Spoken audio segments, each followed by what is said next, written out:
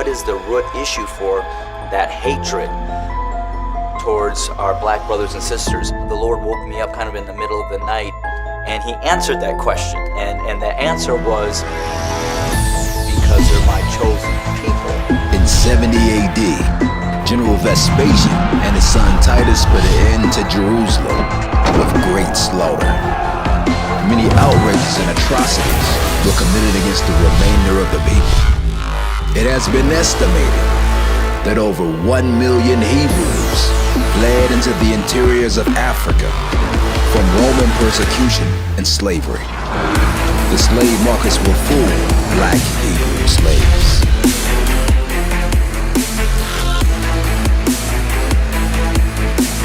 To reconnect to your history, you need to do 3 things.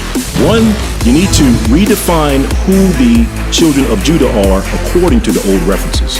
Not from the 1900s and newer, because those books tend to have a totally, completely different history in those books. So you have to ask yourself, how did we lose this in history? How did you lose 400,000 people in history? And the reason why I say how did you lose 400,000 people in history is not in the books. Many people in today's time, many Israelites who don't know their heritage or who they are looking back. Now it is up to us to have eyes to see and ears to hear